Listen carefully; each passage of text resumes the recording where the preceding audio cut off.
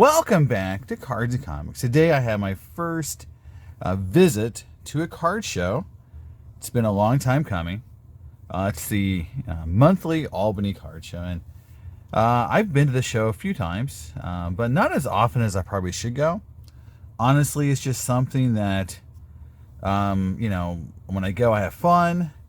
There's a couple great dealers and folks that go that I really like hanging out with. Some folks who gave me a good deal, like Dustin, folks that have, just really fun hobbyists, right? And one of the things that's weird about this, and I'll be perfectly honest, when I first moved to New York, my first card show experiences weren't good. Like, I had some interactions with some folks I really didn't enjoy. There was a lot of, again, it was, a different time, pre-COVID and post-COVID. But it kind of made me a little leery of some of the folks in this area. But over time, I've met other people and I've had more fun, and I'm just more comfortable going to the shows now. And, but there was also a part of me that was like, they don't care if I go, or like I don't really have any friends there. And I felt like, it was kind of it wasn't my crowd, or it was just, people who were friends with each other, but, I was kind of butting in, and I don't really feel that way anymore. I feel more welcomed into the area, into the crowd. I do get quite a few people who want to ask me, they've seen my YouTube channel, or they want to know, I used to set up at some shows, and ask, why I don't set up anymore. And so I feel like there is general, hey, you have good cards, and you get good prices, and we like it when you show up at shows. And so it made me feel good that there was people wanting to see me show up and come to a show. And so I went to the show, and it was, at a time period with me where I have tons and tons of inventory, and I'm looking to move a few things, like some hockey cards and some basketball cards, and my doubles. I have a lot of doubles and vintage and Griffey cards, so I did that, and I was able to strike a really good deal for some really big cards. I also bought some cards, sold some cards, and I made a bunch of cool trades. And so here it is. This is why I picked up, and I'll start here with a card. First deal of the day, which I just bought. I didn't trade. I just bought these two cards. But first up here is the 2001 Topps Chrome Golden Moments, Roberto Clemente. I'm not a huge fan of post playing career cards of Hall of Famers like Clemente or Griffey or Frank Thomas. I just usually collect the years that they played. But this is such a cool card. It's the Retrofractor. You can see it's got, I think actually I might even say that right there. Yeah, Retrofractor. These are just really hard to get. And I really just think it's a nice looking card. And as a Clemente collector, I just felt like it was something you just don't see very often, I've actually never seen one in person. So to me, it was something I needed to pick up as a Clemente fan, and just a card. I know it's 2001, but it's still close to the 90s. And as a collector of those cards, I felt like it was kind of special. And, that's one thing I do like about the hobby is finding cards and getting cards of, that you've never seen before, and of players you love. So this is definitely meeting all those criteria. And I'm a huge refractor fan. So, I think I have, shown off my King Griffey Jr. Retrofractor before too. So I have the Griffey version of the base Griffey. So next up was a card I was really excited to pick up. I said I was getting rid of hockey cards, but there's certain hockey cards I'll always want to have. And a Jambalaya Wayne Gretzky from 2012-13 retro definitely fits the bill. I just love Jambalaya. It's one of my favorite sets. I've mentioned in the passing that I only really want two Jordan cards, which is Solo the Game and the Dunkin' Go Nuts. But I definitely want a Kobe Jambalaya. That would be a really cool card to own as well. Like I said, I'm not big into basketball, but those would be some cards I would love to own. Here's the back. And again, these cards were very susceptible to chipping, so you'll see a little chipping on it. So I don't know if I'll ever get it graded because I just don't know, like, these cards are going to grade like an 8, and I'm not sure it's worth the money to get an 8. But I thought this card was really unique. Just something you don't see at every show, and it's a Gretzky card, and it's something that you can keep, and and again, it's not a card that's going to break the bank, but it's something that everyone thinks is pretty cool. Next up is a 99 Skybox Molten Metal Jerry Rice, and it's a PSA 9, so it's not a super tough card. And PSA 10, it's really tough, so this card is really nice. Raul, the dealer I made the deal with on some Griffey cards and for these next 3 cards, was a super cool guy. And, I was really happy to pick it up. See, he had it priced at $80. It's a little, he even admitted that it was a little kind of a crazy price, but he thought the card was closer to a 10. Really shiny foil card. So I just picked up in a deal as I was trading. He was, getting some Griffey cards off of me, which were really cool Griffey cards, and they were doubles, but hey, they're still cool Griffey cards.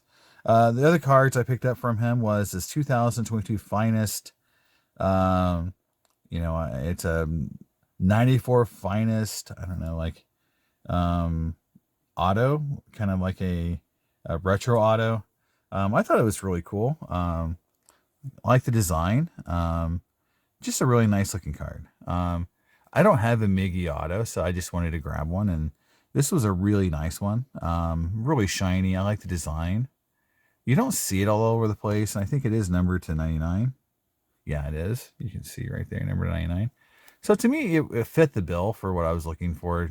Just a cool auto of a player I don't have a lot of, and just pitting him back. And I, think it's like, I like having at least one auto of every Hall of Famer, especially newer Hall of Famers, on cool cards. And this definitely qualifies as a cool card, very shiny, kind of retro-y as well.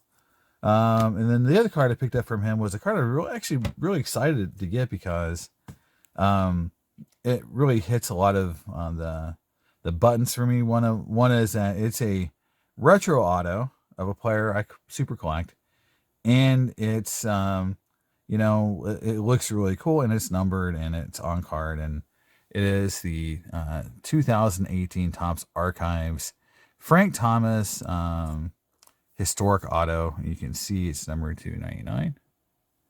There you go. And I feel like the card itself, it's a mint 9, so it's a good grade. It's not damaged or anything. And I felt like the auto itself was really nice. Frank Thomas has a really odd habit of always having a very streaky line right there. This one isn't perfect, but it's not too bad. And I felt like it was strong enough auto, on-card auto. Really nice looking, retro reprint rookie card auto. And yeah, and these kind of autos I do like. And I'd love to give me a couple 89 Upper Deck or Topps Griffey retro autos, just because I'm a big fan of getting the actual cards autographed and graded, because they sell for so high compared to what they are. In my opinion, they're just aftermarket autos, and they're not worth that much. They're worth kind of what you paid for the auto and the card, and maybe for the grading, but it's not like people will pay for the 1010 just astronomical values. I'm like, that's fine. I mean, the 10 on the 89 Upper Deck is really tough, but like a lot of people pay a lot of money for a 910 auto, and to me, they're just not that special, because you can still make them today. And these cards, to me, they're numbered. They kind of have a unique design, and I kind of like these a little better. That's just me. I know a lot of people love getting actual rookie cards autographed, but the people who do it to flip and make a ton of money, that's not my thing. But hey, everyone's got their own way of collecting, but that's not the kind of stuff I collect. So next up, and I'll leave the next 3 cards kind of because they were all part of one deal from one collector. Next up, I just, I had some money left over from selling, and I made a deal, made an offer of everything I had in my wallet for this one card. This one card is this card right here. And I thought this is a really cool card. 2013 Topps Museum, the silver framed auto, numbered out of 10, Hank Aaron. So it's an on-card Hank Aaron in the blue silver paint pen. It's got the metal frame. There is the back. Just a really nice card. I really enjoy this card. It's a 10 auto, and anyone who collects or seen these cards, they are streaky and hard to keep a 10. I mean, just honestly. So the 10 auto was important, and honestly, the black borders from SGC in this holder actually kind of make the card look cool. You've heard I've had some complaints on SGC holders, but this holder is very nice. So it's like SGC does some things very well, but some of the things that they have issues with, I wish they would clean up. But this is definitely one of the nicer holders they make. It fits well. It's not super thick. Tops, or sorry, not Tops. PSA sometimes says these jumbo holders are just crazy big. So this looks, this feels nice. It's got good weight to it. And I just love the auto, and I'm a really big fan of this auto. So really happy to get this, this auto, and and the dealer I've been talking to, younger dealers, and in the comments, I'll shout them out. But they they've been carrying it for a little bit, so I was able to. And they had two of them actually, 2 different years of this actual hand carrying auto. So I was able to do a deal with them because they had 2 of them. So I think I got a pretty good deal, and those are nice guys, and I've dealt with them before. So like I said, I'm getting to know some of the dealers in Albany, and and we're making good deals with each other. And it feels like much more similar to my Indianapolis experience, when I had a lot of friends and dealers I would do deals with, and we would talk about cards and kind of buy cards for each other or look out for each other. And I love that, and that's what the community is all about. And I think this is making me want to go to more of these shows, and it's cool. I'm very happy with that pickup. Really cool card. Next 3 cards came from a friend Dustin, who's a dealer there. First one is a card I surprisingly don't own. I used to own it when I was actually when it first came out, and me and my dad actually had this in the Griffey, and we were the talk of the town for a little bit in my collecting community back in Locust Grove, Oklahoma, because these cards are so cool. But like back then, it was hard to find cards. eBay didn't exist, so having both this and the Griffey at the time were just amazing. So I don't own this card. I've never, and it's a 9, so it's a perfect grade, because a 10 would be super duper expensive. It's very well centered. This card is really infamous because it has the superfractor foil. It has what later became known as the superfractor foil pattern. I believe it's not the first one to ever do that, but it is early, 92. I believe there's a card in 91 that has it, but this is one of the nicer looking Elite sets ever made. And a lot of people will say this is the nicest Elite set ever made. They are numbered out of 10,000, so they're not rare, which is why I've never really been uber worried about picking it up, because I just know there's a lot of them. But prices on these cards have not really gone down to the level where I thought they were going to go after COVID. After the run-up, people still love this card, and it has a high demand. And so this card, the Griffey, are still selling really well compared to the print run. But that was a card I was glad I picked up, because I just got to kind of check the box and finally get this one off the list of cool Frank Thomas cards to own. Now, the next 2 cards are cards of players I do not normally collect.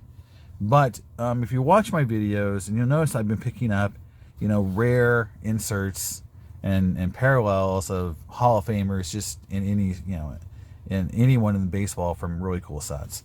I just picked up the Scott Rowland, the Man Refractor. I picked up like a Troy Gloss, Fortune 15 Refractor. So again, anything that's cool and numbered of good players, Hall of Fame type players, just really attracts me, because right now I think the supply is going to eventually run out on a lot of these cards. Between set collectors and player collectors and just people who want cool cards, there's just not enough of them. They're going to kind of keep going up in value. So I would just like having as many of these as I can afford until I can't afford them anymore, and then I'll move on to something else. But the first one is the first card I've ever owned from this set. And again, Dustin, I've seen these cards before. He's had them for a little while, and we were finally able to make a deal. And I told him last time I saw him that I would come to the show with a bunch of stuff to make a deal.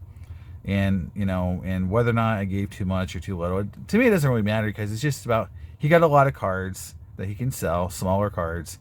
I got a couple bigger cards and I got rid of some inventory. So it worked out perfect. And that's sort of what I'm looking for right now, is to get, to kind of get rid of some of my inventory, because I got a lot of inventory, kind of consolidate. And so the first card here is a 99 Skybox Premium Jeff Bagwell Star Rubies out of 50, and it's graded a SGC 7. You can see this is a really shiny, cool card. I'll show you the back, and you can see it's card number 16 of 50, and it says Star Rubies right there. So 16 of 50. Again, I'm not a Jeff Bagwell super collector or anything, but I know a few folks are. Met a few of them, and this is just one of those cards that, to me, it screams 90s, and I don't own any cards from the set. So I was really glad to be able to work a deal that included this card. Originally, the deal was not going to include this card because I was just working on the other card I picked up, but we were able to come up with enough material to trade that we were able to do both. Now, the next card is a card of a player I do PC and a Hall of Famer both. So I valued it more. Probably, may or may not overvalued it. I mean, it's hard with comps. Like, how are you going to look these cards up? They don't sell very often. Last sold versus now. Did it go up? Did it go down? I don't know. These cards are super rare. This card is Ivan Rodriguez, and it's from the 99 Skybox Molten Metal. This is the Fusion Titanium out of 50, or I call them the gold versions. I view it as silver, blue, and gold. But they have names like Fusion Titanium. A lot of people are like, oh, it's the titanium. I'm like, yeah, it's the gold. But anyway, they're numbered out of 50. It's right there on the front, 43 of 50. It's Ivan Rodriguez. It's such a cool card. It is, one of those cards that, obviously, if it was the Griffey or the Frank or the Barry Bonds, thousands upon thousands of dollars. Okay, that's fine. And I paid a lot of money for it, from a trade value perspective. But to me, again, like card like this, and again, this is a little bit better grade than 8.5. It's just something that it's hard to quantify, how cool these cards are and how rare they are and how many boxes you'd have to own to pull something like this and how much those boxes are worth. And these come out of $400 boxes today. I've opened 2 on my channel. I've never hit a gold. I've hit a couple blues. But again, I could open 5 boxes, not hit a gold, or just buy this card, right? And so to me, it felt better just to buy this card or trade for this card. And at the same time, get this card too, and have 2 really rare 90s cards to really come home with. And so that's the beauty of going to shows, in my opinion, is, I was able to work a deal. I was able to get rid of some inventory that I was just wanting to move off of, that in a lot of cases I had doubles of. A lot of that material, so I didn't really need to hold on to doubles. And in one case, I'm getting rid of one of my collections, basketball. So it all worked out, and again, you could say it's overvalued, undervalued. If you looked at all the cards I gave up, a lot of Connor McDavid cards, cards of rookies that you can easily move, and you could say, well, I'd rather have those cards because I could sell them and get the money faster. I'm like, yeah. But I'm a collector, and these are the kind of cards I love collecting. So, I'm excited to pick up, and again, a player from my collection that, I'm building up slowly a Rodriguez PC. Obviously, I'm still focused on Griffey and Thomas. You see them more often in my mail day still. And again, I was able to, in the same deal, pick up this Frank Thomas card. So, yeah, I mean, it's one of those things where when you are able to kind of put together a deal that everyone wins, it's beautiful. And I appreciate everyone who worked with me, and and hopefully we can do more deals together in the future. So let me know what you guys think about this deal. And I didn't really give you much details on the cards.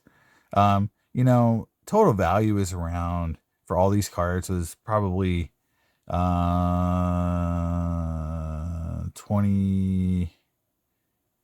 I would say $2,800 for all 3 cards, something like that. So, maybe 25 when the time you get it in the deal. You gotta remember too, I got cards in the deal that I graded and I sold, and you could do the value one way or the up or down, but that's sort of like how I valued it and how we looked at it. And so you can kind of judge me in the comments and, say you overpaid, you underpaid, whatever you paid. But I'm very happy, and that's all that matters, right? So let me know what you guys think. Do you we think about the mail day? Obviously, these cards are cool. The Hank Aaron auto is a very cool card. The Wayne Gretzky card is cool. So I feel like I did really well for a kind of a local show, right? You usually don't bring home these kind of cards in local shows, so this is a lot of fun. All right, so that's my Albany sports card pickup show from February. I do plan to go in March and hopefully bring back some vintage cards because I'm dealer there. Saw some cool vintage cards, so maybe I'll work those deals next time. So to be determined if I come home with some amazing vintage cards next time. All right, see you next time on Cards and Comics. Bye.